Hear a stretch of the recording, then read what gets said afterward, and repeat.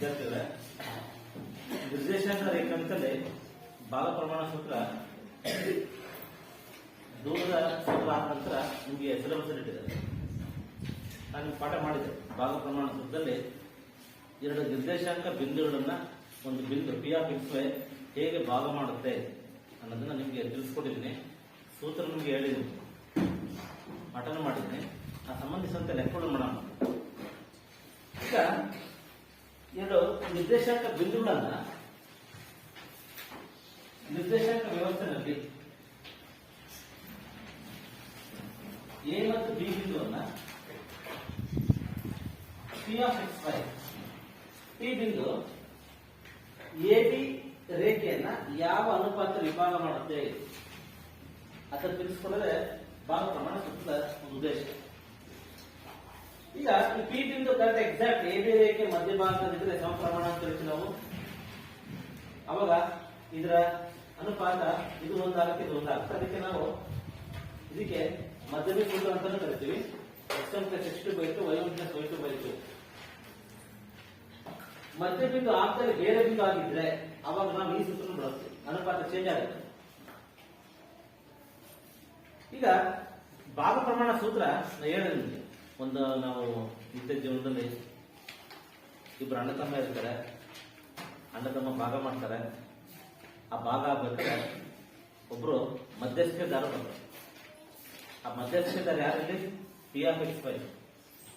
P of X Y ಆ A B ನ ಭಾಗ ಮಾಡ್ತಾರೆ. ಸಮ ಪ್ರಮಾಣದಲ್ಲಿ ಭಾಗ ಮಾಡಿದ್ರೆ ಸಮ ಪ್ರಮಾಣ ಅಂತ ಹೇಳ್ತೀವಿ. ಸಮ ಪ್ರಮಾಣದಲ್ಲಿ ಭಾಗ ಮಾಡದೇ ಇದ್ರೆ ಅವ್ನು 2 ಪಾಲು ಕೊಟ್ಟು ಇವನಿಗೆ 3 ಪಾಲು ಅಂತ ಹೇಳ್ತೀವಿ. ಗೊತ್ತಿಲ್ಲ, ಕೇಳಿರ್ಬೋದು ಪಾಲು ಅಂತ. ಕೇಳಿದ್ರೆ ಅವನು 2 ಪಾಲು ಕೊಟ್ಟರು, ಇವನಿಗೆ 3 ಪಾಲು ಕೊಟ್ಟರು. ಎ ನವನಿಗೆ 2 ಪಾಲು, ಬಿ ನವನಿಗೆ 3 ಪಾಲು. ಪ್ರಮಾಣ ಸಮಪಾಲು ಅಂದ್ರೆ ಎಕ್ಸಾಕ್ಟ್ ಸೇಮ್ ಇರುತ್ತೆ. ಅವನು 100%, ಇವನು 100%. ಆ ಪಾಲು ಹಂಚ್ಬೇಕಾದ್ರೆ ಸ್ವಲ್ಪ ವೇರಿಯೇಷನ್ ಆಗುತ್ತೆ. ಅವಾಗ ಪಾಲ್ದಾರ ಯಾರು ಅದಕ್ಕೆ ಯಾರು ಶುದ್ಧದಾರ ಅಂತ ಪಿ ಆಫ್ ಎಕ್ಸ್ ವೈ. ಇಲ್ಲಿ ಪಿ ಅದೇ ಬಿಂದು ಎ ಬಿ ರೇಖೆನ ಯಾವ ಅನುಪಾತ ವಿಭಾಗ ಮಾಡುತ್ತೆ. ಮತ್ತೆ ನಾವು ಭಾಗ ಪ್ರಮಾಣ ಸೂತ್ರದಲ್ಲಿ ಒಂದು ರೇಖಾಟನೆ ಮಾಡಿ, ಇದು 3 ಸ್ಟೆಪ್ ಬರುತ್ತೆ. ಹೆಂಗೆ ಅಂದ್ರೆ M1 M2 ಎ ಇಂದ ಪಿ ಗೆ ಎಷ್ಟು ಭಾಗ ಇರುತ್ತೆ, ಹಾಗೆ ಪಿ ಇಂದ ಬಿ ಗೆ ಎಷ್ಟು ಭಾಗ, ಎ ಇಂದ ಪಿ ಗೆ ಎಷ್ಟು M1, ಅದೇ ರೀತಿ ಪಿ ಇಂದ ಬಿ ಗೆ M2 ಅದು ಕೊಟ್ಟಿರ್ತಾರೆ.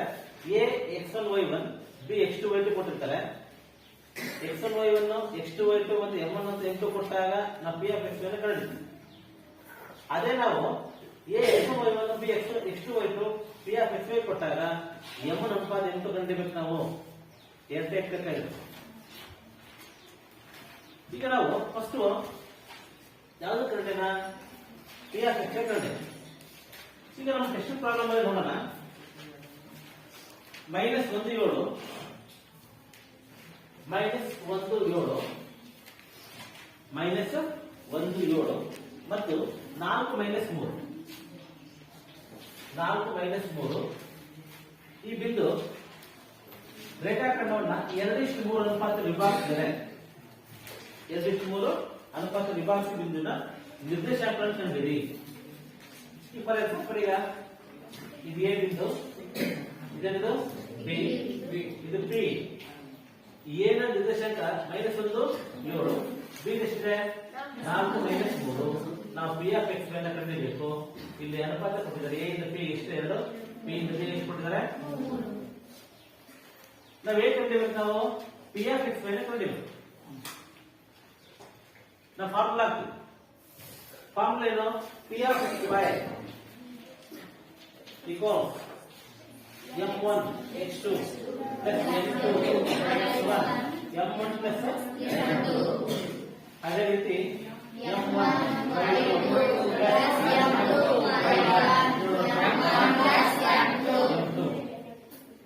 equals M1 2 into X2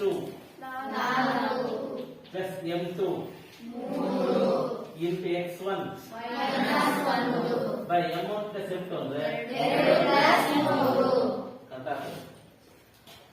ಬೇಕಾದ್ರೆ ಮೈನಸ್ ಬಂದ್ರೆ ಬೇಕಾದ್ರೆ ಬ್ರಾಕೆಟ್ ಬೇಕಾದ್ರೆ ಬಳಸಿ ಮಾಡ್ತಾರೆ. ಆಯ್ತಾ. ನೆಕ್ಸ್ಟ್ ಇದರಲ್ಲಿ ಸೇಮ್ m1 ಎಷ್ಟಿದೆ 2. ನೆಕ್ಸ್ಟ್ y2 ಎಷ್ಟಿದೆ -3 ಪ್ಲಸ್ m2 ಎಷ್ಟಿದೆ 3 ಇಂಟು y1 ಎಷ್ಟಿದೆ 7 ಡಿವೈಡ್ ಬೈ 2 ಪ್ಲಸ್ 3. ಈಗ ನಾವು ಗುಣಾಕಾರ ಮಾಡೋಣ. ಗುಣಾಕಾರ ಮಾಡಿ ಸ್ವಲ್ಪ ಉತ್ತರ ಏನಿದೆ 2 plus into minus 3 3 by 5 plus into minus 2 3 6 3 21 by 5. Next step ಅಲ್ಲಿ 8ರಲ್ಲಿ 3 ಕಡೆ 5 ಬೈ 5. ನೆಕ್ಸ್ಟ್ 21 ಪ್ಲಸ್ 21 ಮೈನಸ್ 6 ಕಳೆದ್ರೆ 15 15 ಬೈ 5 5 3 15 5 1 5. ಹಾಗಾದ್ರೆ ಪಿ ಆಫ್ ಎಕ್ಸ್ ವೈ ನ ನಿರ್ದೇಶಕಗಳು ಎಷ್ಟು ಬಂದ್ರೆ 1 3 ಮೈನಸ್ ಇಲ್ಲ. ಈ ತಪ್ಪದಲ್ಲಿ ದೊಡ್ಡ ಸಂಖ್ಯೆ ಚಿಹ್ನೆ ಪ್ಲಸ್ ಇದೆ.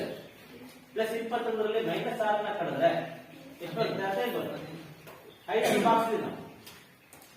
ಹಾಗಾದ್ರೆ ಪಿ ಆಫ್ ಎಕ್ಸ್ ವೈ ನ ನಿರ್ದೇಶಾಂಕ ಎಷ್ಟು ಬಂತು 1 3. ಅರ್ಥ ಆಗ್ತಿಲ್ಲ ಲೆಕ್ಕ ಇದು ಒಂದು ಸ್ಟೆಪ್ ಮಕ್ಕಳೇ. ಈಗ ಏನೇ ಗೊತ್ತಾಗ್ತದೆ ಎ ಮತ್ತು ಬಿ ನ ನಿರ್ದೇಶಾಂಕ ಬಿಂದು ಕೊಟ್ಟಿದ್ದಾರೆ, ಅನುಪಾತ ಕೊಟ್ಟಿದ್ದಾರೆ, 2:3 ಕೊಟ್ಟಿದ್ದಾರೆ. ನಾವೇನ್ ಕಂಡಿಬೇಕು ಪಿ ಆಫ್ ಎಕ್ಸ್ ವೈ ನ ಕಂಡಿಬೇಕು. ಪಿ ಆಫ್ ಎಕ್ಸ್ ವೈ ಕಂಡಿಬೇಕು ಸರಿನಾ. ನೆಕ್ಸ್ಟ್ ಇದರಲ್ಲಿ ಇದೇ ಸೂತ್ರವನ್ನು ಬಳಸಿ ನಾವೇನ್ ಮಾಡ್ತೀವಿ ಎಂ ಮತ್ತು ಎಂ ಅನುಪಾತ ಕಂಡು ಸೇಮ್ ಇದೇ ತರ -3 10 ಇದು ನಿರ್ದೇಶಾಂಕ 6 8 ಬಿಂದುಗಳನ್ನು ಸೇರಿಸುವ ರೇಖಾಖಂಡವು -1 6ರಿಂದ ಯಾವ ಅನುಪಾತದಲ್ಲಿ ವಿಭಾಗಿಸುತ್ತದೆ. ಇದು ಬಹಳ ಇಂಪಾರ್ಟೆಂಟ್ ಮಕ್ಕಳು. 3 ಮಾರ್ಕ್ಸ್ ಕೇಳ್ತಾ ಇರ್ತಾರೆ. ಇದು ಒನ್ ಟೈಪ್ ಆದ್ರೆ ಇಲ್ಲಿ m1 ಇಷ್ಟು m2 ಇದು ಬಹಳ ಇಂಪಾರ್ಟೆಂಟ್. ಡೆಫಿನೆಟ್ಲಿ ಕೇಳಿದೀನಿ ನೋಡ್ಕೊಳ್ಳಿ. ಈ ತರ ಲೆಕ್ಕನ ಕೇಳೋದು 3 ಮಾರ್ಕ್ಸ್ ಕೇಳ್ತಿರ್ತಾರೆ. ಈಗ ನಾವು ಬರ್ಕೊಂತೀವಿ ಏನ್ ಬರ್ಕೊಂತೀವಿ ಇದನ್ನ ಏನ್ ಲೆಕ್ಕ ಕೊಡೋಣ. x1 y1 ಎಷ್ಟಿದೆ -3 10 ಬಿ ನ ನಿರ್ದೇಶಾಂಕ x2 y2 6 -8. ಹಾಗಾದ್ರೆ ಇದು ಪಿ ಆಫ್ ಎಕ್ಸ್ ವೈ ಅದರ ನಿರ್ದೇಶಾಂಕ ಎಷ್ಟಿದೆ -1 6. ನೀವೇನ್ ಕಂಡಿರಬೇಕು m1 ಅನುಪಾತ m2 ಕ್ವಶನ್ ಮಾರ್ಕ್. ಅರ್ಥ ಆಗ್ತಿದೆಯಾ? ಸರಿ ನೋಡ್ಕೊಳ್ಳಿ. m1 ಅನುಪಾತ m2 ನಾವು ಕಂಡಿರಬೇಕು. ಈಗ ನಾವು ಫಾರ್ಮುಲಾ ಹಾಕೋಣ. Same formula P of X Y equals m1 x2 m2 x1 divided by m1 plus m2. ಅದೇ ರೀತಿ next m1 y2 m2 y1 divided by m1 plus m2. p of x ಕೊಟ್ಟಿದ್ದಾರೆ. p of x ಎಷ್ಟು ಕೊಟ್ಟಿದ್ದಾರೆ -1 6. m1 ನಮಗೆ ಗೊತ್ತಿಲ್ಲ into x2 ಎಷ್ಟಿದೆ 6 plus m2 ನಮಗೆ ಗೊತ್ತಿಲ್ಲ ಇಂಟು x1 ಎಷ್ಟಿದೆ -3 divide by m1 plus m2.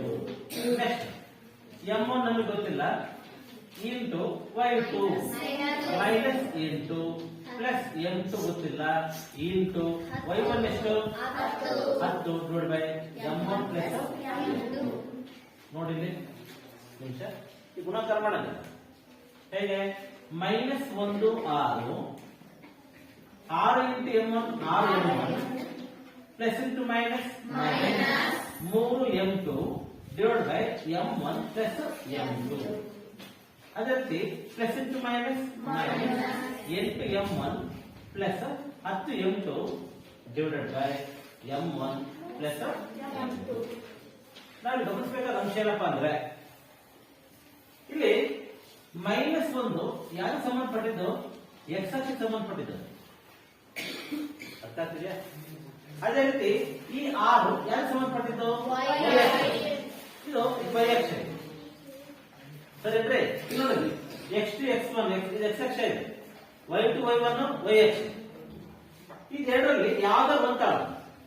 ನಾನು ಏನ್ ಮಾಡ್ತೇನೆ ಮೈನಸ್ 1 ಗೆ ಇಟ್ಟ minus 1 is equal to 6m1 minus 3m2 divide by m1 plus m2. ನೋಡ್ರಿ ಮಕ್ಕಳೇ, ಅರ್ಥ ಆಯ್ತಾ? ನೀವು ಅರ್ಥ ತಗೊಂಡ್ರೆ ಬರುತ್ತೆ ಆಯ್ತಾ? ನಾನು ಮಾಡಿದ್ದೇನೆ ಮೈನಸ್ 1ಕ್ಕೆ ಈ ಭಾಗ ತಗೊಂಡಿದ್ದೀನಿ, ಆ ಕಡೆ ಭಾಗ ಬಿಟ್ಟಿದ್ದೀನಿ. ನಾನು ಅದನ್ನು ಮಾಡಿ ತೋರಿಸ್ತೀನಿ ಆನ್ಸರ್ ಸ್ವಲ್ಪ. ಈಗ ಏನ್ ಮಾಡ್ತೀನಿ ಓರೆ ಗುಣಾಕಾರ ಮಾಡ್ತೀನಿ. ಮೈನಸ್ 1 ಓರೆ ಗುಣಾಕಾರ ಮಾಡ್ತೀನಿ. Minus 1 into m1 plus m2 is equal to 6m1 minus 3m2. ಈಗ minus into plus minus m1 minus into plus minus m2 is equal to 6m1 minus 3m2. ಅರ್ಥ ಆಗ್ತಿದೆಯಾ? ಈಗ m1 ಒಂದ್ ಕಡೆ ಕಳ್ಸೋಣ, m2 ಒಂದ್ ಕಡೆ ಕಳ್ಸೋಣ. ಯಾಕೆ ಕಳ್ಸೋಣ? ನೋಡಿ 6m1 ಇದೆ ಪ್ಲಸ್ ಈ ಕಡೆ ಕಳ್ಸೋಣ. ಮೈನಸ್ m1 ಹಾಗೆ ಇರಲಿ, ಪ್ಲಸ್ 6m1 ಎಡಭಾಗ ಬಂದ್ರೆ ಮೈನಸ್ 6m1. ಇಲ್ಲಿ ಏನು ಉಳ್ಕಂತಿಲ್ಲಿ ಮೈನಸ್ 3m2 ಉಳ್ಕಂತ. ಇಲ್ಲಿ ಮೈನಸ್ m2 ಈ ಕಡೆ ಕಳ್ಸೋಣ ಬಲಭಾಗ, ಪ್ಲಸ್ m2 ಆಯ್ತು. ಈಗ ಮೈನಸ್ m1 ಇಲ್ಲಿ ಎಷ್ಟಿದೆ? Minus 1m1 minus 6m1 minus 7m1 equals minus 3m2 plus 1m2 minus 2m2. ಈಗ ಬಹಳ ಹುಷಾರಾಗಿರ್ಬೇಕು, ಎರಡು ಕಡೆ ಮೈನಸ್ ಇದೆ, ಮೈನಸ್ ಅಲ್ಲಿ ಕ್ಯಾನ್ಸಲ್ ಮಾಡ್ತೀನಿ. ಮೈನಸ್ ಅಲ್ಲಿ ಕ್ಯಾನ್ಸಲ್ ಮಾಡಿದೆ. ಈಗ ಬಹಳ ಹುಷಾರಾಗಿರ್ಬೇಕು. ಹೇಗೆ ಓರೆ ಗುಣಾಕಾರ ಮಾಡ್ಕೊಳ್ಬೇಕಾದ್ರೆ ಬಹಳ ಹುಷಾರಾಗಿರ್ಬೇಕು. ಹೇಗೆ m1 ಹಾಗೆ ಇರಲಿ, m2 ಕೆಳಗೆ ತರ್ತದೆ, ಆಗ 2 ಹಾಗೆ ಇರಲಿ, 7 ಕೆಳಗೆ ತರ್ತದೆ. ಅರ್ಥ ಆಗ್ತಿದೆ? m1 ಬೈ m2 2 ಹಾಗೆ ಇರುತ್ತೆ, 7 ಕೆಳಗೆ ಬರ್ತದೆ. ಇದು ಹಿಂಗ್ ಬಂತು, ಇದು ಹಿಂಗ್ ಬಂತು. ನಾವಿದ್ರಿಂದ ಅನುಪಾತ ಉತ್ತರ ಬರೀಬೇಕು. ಅವ್ರು ಕೇಳಿದ್ರೆ ಅನುಪಾತನೇ ಕೇಳಿದ್ರು. ಇದನ್ನ ಅನುಪಾತ m1 ಅನುಪಾತ m2 ಇಸ್ ಈಕ್ವಲ್ ಟು 2:2. ಇದರ್ಥ ಏನು? ರೇಖಿನಲ್ಲಿ ಅನುಪಾತ ಬರುತ್ತಲ್ಲಪ್ಪ, ಇದು 2:3 ಬರುತ್ತಲ್ಲ, ಅಲ್ಲಿ ಎಷ್ಟು ಬಂತಲ್ಲಿ? ಇಲ್ಲಿಂದ ಇಲ್ಲಿಗೆ 2, ಇಲ್ಲಿಂದ ಇಲ್ಲಿಗೆ 7. ನಾನು ಯಾವ ತಗೊಂಡೆ? ಮೈನಸ್ 1 ತಗೊಂಡೆ, ಎಷ್ಟು ಬಂತು? 6 ತಗೊಂಡು ನೋಡೋಣ. 6 ತಗೊಂಡು ಚೆಕ್ ಮಾಡೋಣ. ಅದ್ರಲ್ಲಿ ಎಷ್ಟು ಬರ್ಬೇಕು?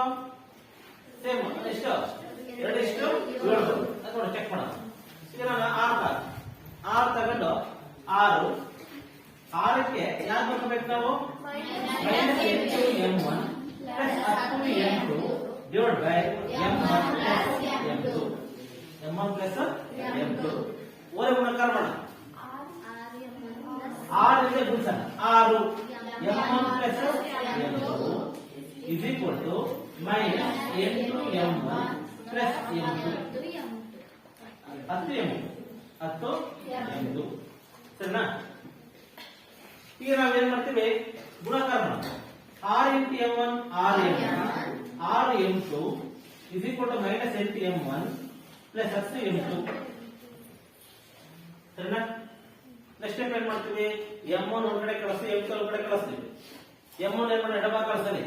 ಈಗ ಎಡಭಾಗದಲ್ಲಿ 6m1 ಇದೆ, ಬಲಭಾಗದ ಮೈನಸ್ 8m1 ಈ ಕಡೆ ಕಳಿಸ್ತಾನೆ. Plus 8m1 is equal to 10m2 ಉಳಿತಾರೆ ಬಲಭಾಗದಲ್ಲಿ. ಈ ಕಡೆ ಪ್ಲಸ್ 6m2 ಬಲಭಾಗ ಬಂದ್ರೆ ಮೈನಸ್ 6m2 ಸರಿ. ಈಗ 6m1 ಪ್ಲಸ್ 8m1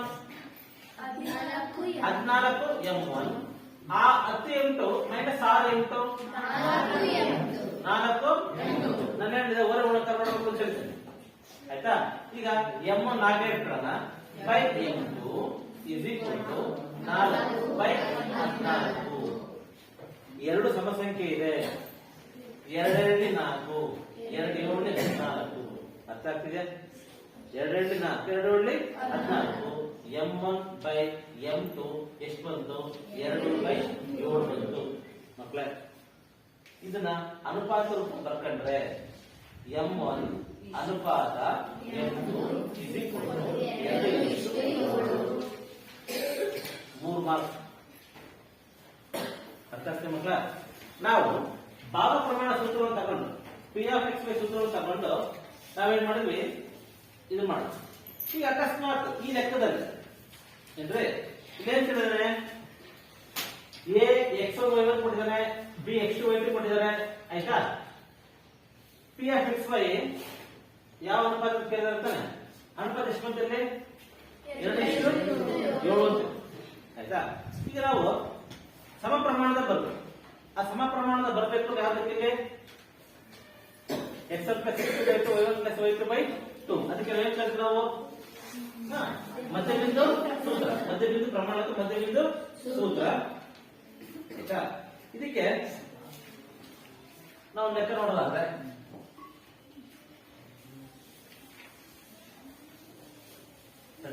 ಅದಕ್ಕೆ ನಮ್ಮ ಮುಂಚೆ ಇನ್ನೊಂದಿದೆ, ತ್ರೈಭಾಜಕ ಬಿಂದು ಒಂದು ಮಾಡಿಸ್ತೇನೆ. ತ್ರೈಭಾಜಕ ಬಿಂದು ಆಯ್ತಾ? ಸದ್ಯಕ್ಕೆ ಇದು ನೋಡ್ಕೊಳ್ಬೇಕು, ನೋಡ್ಸಲ್ ಬರ್ಸಿರೋದು ಆಯ್ತಾ? ಈಗ ಇದರಲ್ಲಿ ಆ ಲಾಸ್ಟ್ ಯಾವುದು? x1 + x2/2 y1 + y2/2 ಮಧ್ಯಬಿಂದು ಸೂತ್ರ ಮಾಡ್ತೀನಲ್ಲಪ್ಪ, ಅದರಲ್ಲಿ ಸಂಬಂಧಪಟ್ಟಂತೆ ಈಗ ಒಂದು ಲೆಕ್ಕ ಇದೆ. ಏನು? 1 2 ನೆಕ್ಸ್ಟ್ 4y x 6 3 5 ಬಿಂದುಗಳು ಸಮಾಂತರ ಚತುರ್ಭುಜ,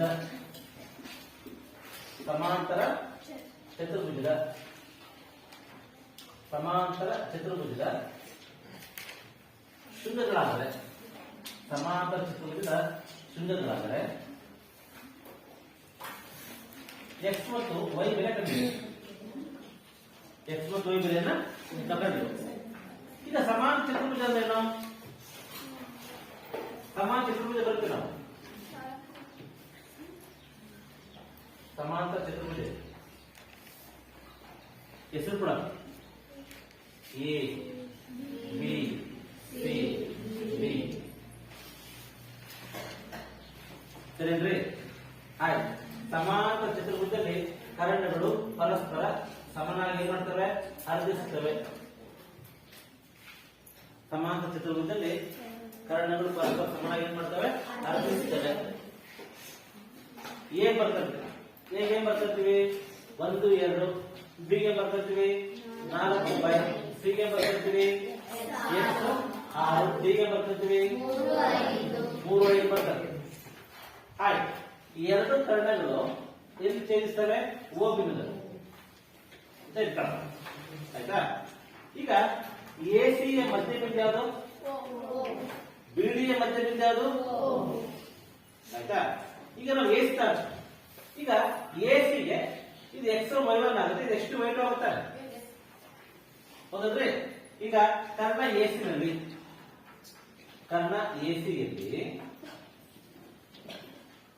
ಎಸಿನಲ್ಲಿ ನಾನು p(x) ಮೇಲೆ ಹಾಕೋಣ ಸೂತ್ರ. p(x) x1 + x2/2 y1 + y2/2 ಏನಾಗುತ್ತೆ? x1 ಯಾರು ಇದರಲ್ಲಿ? 1. x2 ಯಾರು? x/2. ನೆಕ್ಸ್ಟ್ y1 ಯಾರು? 2 ಪ್ಲಸ್ y2 ಯಾರು? 6/2. ಇದಾಗಲಿ. ನೆಕ್ಸ್ಟ್ ಕರ್ಣ ಯಾರಲ್ಲಿ? ಕರ್ಣ ಬಿಡಿಯಲ್ಲಿ. ಆಯ್ತಾ? ಸೇಮ್ ಫಾರ್ಮುಲಾ ನಮ್ಮ ಮತ್ತೆ ಬರೆಯಕ್ಕೆ ಹೋಗಲ್ಲ. ಇದೇ ಬರುತ್ತೆ, ಡೈರೆಕ್ಟ್ ಬಂದ್ಬಿಡ್ತದೆ. ಇದು x1 y1 ಇದು x2 y2 ಆಗುತ್ತೆ. x1 ಎಷ್ಟಪ್ಪ? 4 + 3/2. Next y + 5/2. ಇದು ನೋಡ್ರಿ. ಈಗ ಎಸಿ ಕರ್ಣ ಯಾವುದು ಸಮ? ಬಿಡಿ ಕರ್ಣ ಅಂದ್ರೆ ಕರ್ಣ ಎಸಿ ಸಮ ಯಾದಕ್ಕೆ? ಬಿಡಿ. ಈಗ ಎಸಿ ಯಾವ್ದು ಬಂತು? 1 plus X by 2 2 plus 6 8 by 2 ಇದು ಕೊಡು ಬಿಡಿ ಎಷ್ಟು ಬಂದಿದೆ ನೋಡ್ರಿ 4 plus 3 7 by 2 y plus 5 by 8 ಅದೇ ಹೌದಲ್ಲ ಈಗ ಎರಡೂ ಕಡೆ ಎಕ್ಸ್ ಸಂಬಂಧಪಟ್ಟಿದ್ದಾಳ ಈಗ ಇದಕ್ಕೆ ಯಾವ್ದಪ್ಪ 1 ಪ್ಲಸ್ ಎಕ್ಸ್ ಬೈ 2 ಇದಕ್ಕೆ ಯಾವ ಸಮ 7 ಬೈ 2 ಎಕ್ಸ್ ಸಿಕ್ಕಿದೆ ನೆಕ್ಸ್ಟ್ 8 ಬೈ 2 ಯಾವ ಸಮ ಎರಡು ಹೋಯ್ತು ಹೋಯ್ತಾನೆ 1 ಪ್ಲಸ್ ಎಕ್ಸ್ ಈಕ್ವಲ್ಸ್ ಏನು 7 ಎಕ್ಸ್ ಈಕ್ವಲ್ಸ್ 7 ಪ್ಲಸ್ 1 ಬಲಭಾಗ ಹೋಯ್ತು ಮೈನಸ್ 1 ಎಕ್ಸ್ ಎಷ್ಟು ಬಂತು 6 ಎಕ್ಸ್ ಬೆಲೆ ಸಿಕ್ತದೆ ಅದೇ ರೀತಿ 8 ಇಸ್ ಈಕ್ವಲ್ ಟು ಏನು y ಪ್ಲಸ್ 5 y ನಾವೇ ಇರ್ತದೆ ಪ್ಲಸ್ ಎಡಭಾಗ ಕಳಿಸ್ತೀವಿ 8 ಮೈನಸ್ 5 ಇಸ್ ಈಕ್ವಲ್ ಟು ಏನು y 8 ಲೈಕ್ ಕಳೆದ್ರೆ ಎಕ್ಸ್ ಮತ್ತು y ಬರ್ಕೊಳ್ತೀರಾ ಬರ್ತಿದ್ದ ಬರ್ಕಟ್ಟ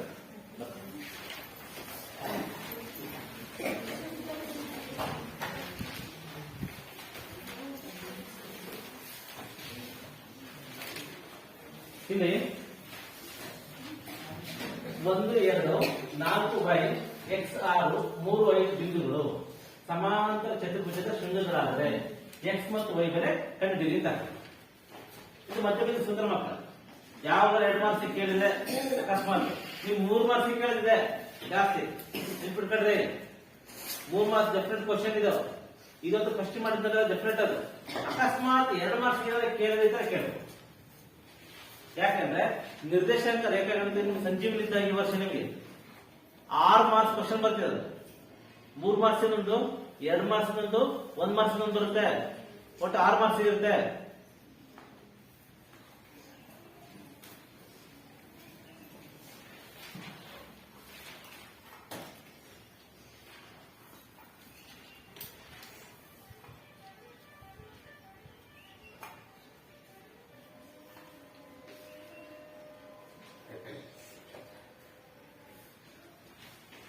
ಸರಿ ಗಮನಿಸ್ರಿ ಕರೆಕ್ಟ್ ಅರ್ಥ ಆಯ್ತು ನಿಮ್ಗೆ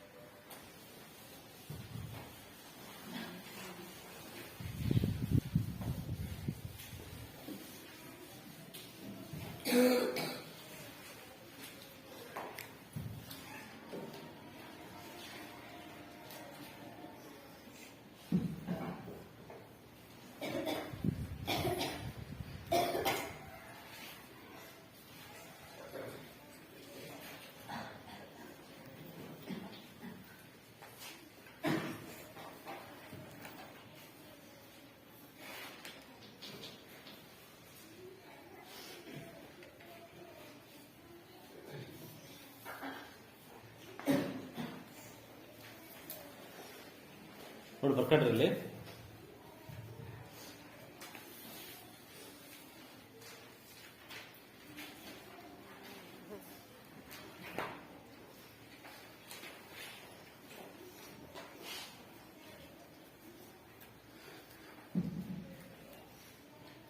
ಪ್ಲಸ್ ಹೋದಾ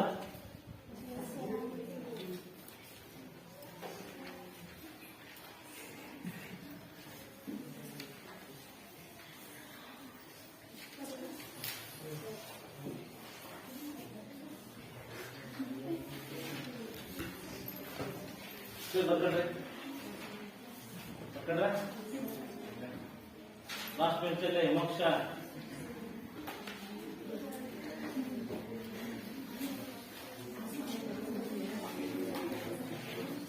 ಅದು ಬರ್ಕೊಂಡ್ರಿ ಡ್ರೈ ಬಜೆಟ್ ಬರ್ತೀನಿ ಅದೇ ಬರ್ಕೊಬೇಡಿ ಆಯ್ತಾ ಇದು ಬರ್ಕೊಂಡ್ರಿ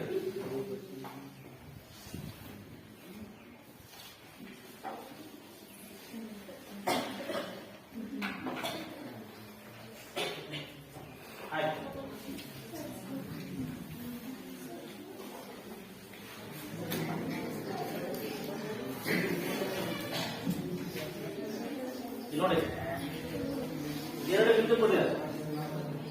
ಯಾವುದು? 4 ಮೈನಸ್ 1 ಮೈನಸ್ 2 ಮೈನಸ್ 1. ಈಗ 4 ಮೈನಸ್ 1 ಯಾವ ಇರ್ತಕ್ಕ? Plus minus 4 ಇರ್ತಕ್ಕ.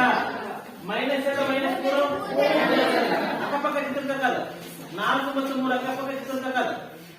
ಈಗ ಎ ಬಿಂದು ಬಿ ಬಿಂದು ಚಿತ್ರ. ಈಗ ಎ ನ ನಿರ್ದೇಶಾಂಕ ಎ, ಇನ್ನೊಂದು ಬಿ ಇದೆ. ಇಲ್ಲಿ ತ್ರೈಭಾಜಕ ಬಿಂದುಗಳು.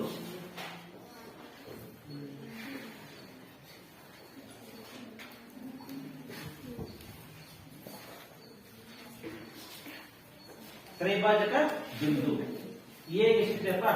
4 ಮೈನಸ್ 1. ಬಿ ಎಷ್ಟಿದೆಯಪ್ಪ? -2 ಮೈನಸ್. ನಾವು ಇನ್ನೊಂದು ಲೆಕ್ಕ ಮಾಡಿಸ್ಬೋದು. ಫಾರ್ಮುಲಾ ಬರ್ಸಿದ್ದೇನೆ, ಪಿ ಆಫ್ ಎಕ್ಸ್ ಅಂತ ಕೇಳಿದ್ರು, ಹೌದಲ್ವಾ? ಈಗ ಇಲ್ಲಿ ಎರಡು ಬಿಂದು ಬಂದ್ಬಿಡ್ತೀವಿ. P1 ಅನ್ನೋದು Q. P ಇದ್ದಾಗ A ಇಂದ P ಎಷ್ಟು ಒಟ್ಟು ಎಷ್ಟು ಭಾಗ ಇದೆ? 1 2 3 ಭಾಗ ಇದೆ. A ಇಂದ P ಎಷ್ಟಪ್ಪ? P ಇಂದ B ಎಷ್ಟು? 2 ಭಾಗ. P ಇಂದ B ಗೆ ನಾವು P ಅನ್ನ ಪರಿಗಣಿಸಿದಾಗ, ನಾವು P ಬಿಂದು ಪರಿಗಣಿಸಿದಾಗ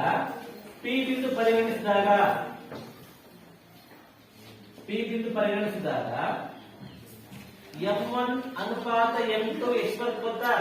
1:2 ಬರುತ್ತೆ. ಅರ್ಥ ಆಗ್ತಿದ್ರೆ?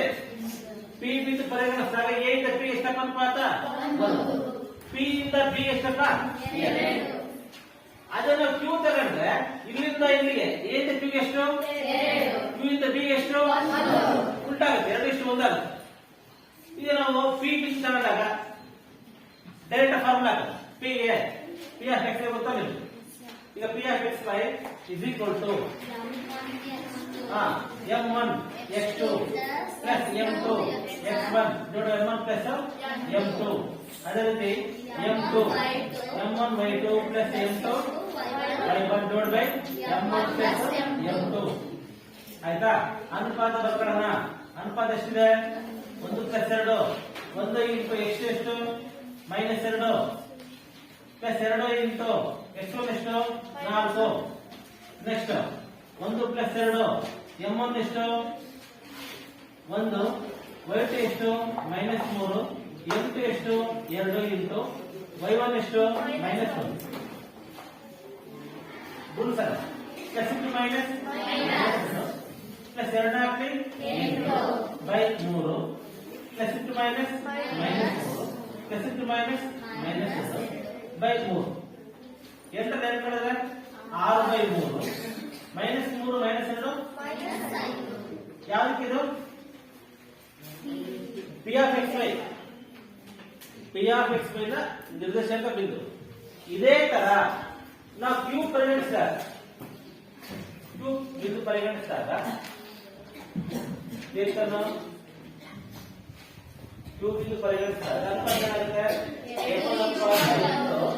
ಎರಡು ಇಷ್ಟು ಸೇಮ್ ಫಾರ್ಮುಲಾ ಮತ್ತೆ ಬರೆಯಬಹುದಲ್ಲ?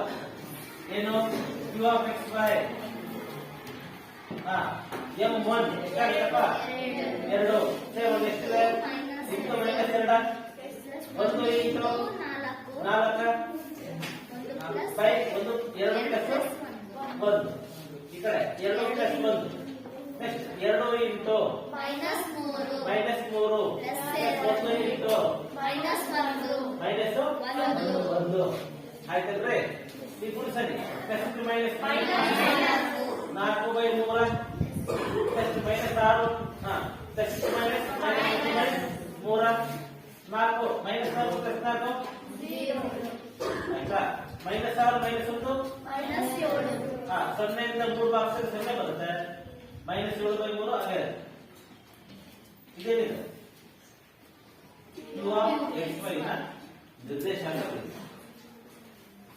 ಆಯ್ತಾ? ಇದಿಷ್ಟು ನಿರ್ದೇಶಾಂಕ ಇದ್ರಲ್ಲಿ ಯಾವುದು? ಭಾಗ ಪ್ರಮಾಣ ಸೂತ್ರ. ಯಾವುದು? ಭಾಗ ಪ್ರಮಾಣ ಸೂತ್ರ P ಆಫ್ x y. ಆ ಸೂತ್ರ ಸಂಬಂಧಪಟ್ಟಂತೆ ಲೆಕ್ಕೊಂಡು ಆಯ್ತಾ?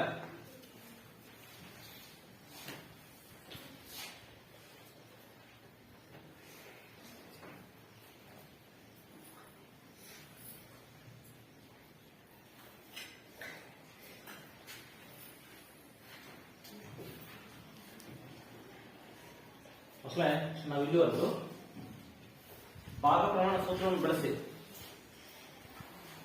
ನಾವು 3 ಟೈಪ್ ಲೆಕ್ಕ ಮಾಡೋದು. ಡಿ ಆಫ್ ಎಕ್ಸ್ ವೈ ಕಂಡು, ಆಯ್ತಾ? ನೆಕ್ಸ್ಟ್ 2 ಬಿಂದುಗಳ ನಿರ್ದೇಶನ ಕೊಟ್ಟಿರ್ತಾರೆ, ಪಿ ಆಫ್ ಎಕ್ಸ್ ವೈ ಕೊಟ್ಟಿರ್ತಾರೆ, ಅನುಪಾತ ಎಮ್ ಅನುಪಾತ ಎಮ್ ಕಂಡು, ಅದು 2ನೇ ಟೈಪ್ ಲೆಕ್ಕ. ನೆಕ್ಸ್ಟ್ 3ನೇ ಟೈಪ್ ಲೆಕ್ಕದಲ್ಲಿ ಏನ್ ಕೊಟ್ಟಿದ್ದಾರೆ? ತ್ರೈಭಾಜಕ ಬಿಂದುಗಳು. ಎ ಮತ್ತು ಬಿ ಬಿಂದು ನಡುವೆ 2 ಬಿಂದು ಬಂದಾಗ 3 ಭಾಗ ಆಗುತ್ತೆ. ನಾವು ಫಸ್ಟ್ ಪಿ ಯ ಪರಿಗಣನೆ ಮಾಡಿದಾಗ ಅನುಪಾತ ಎಷ್ಟು ಬಂತು? 1:2 ಬಂತು. ಕ್ಯೂ ನ ಪರಿಗಣಿಸಿದಾಗ ಎಷ್ಟು ಬಂತು? 2:1 ಬಂದಾಗ ಪಿ ನ ನಿರ್ದೇಶಾಂಕ ಮತ್ತು ಕ್ಯೂ ನ ನಿರ್ದೇಶಾಂಕವನ್ನು ಕಂಡುಹಿಡಿಯಿರಿ.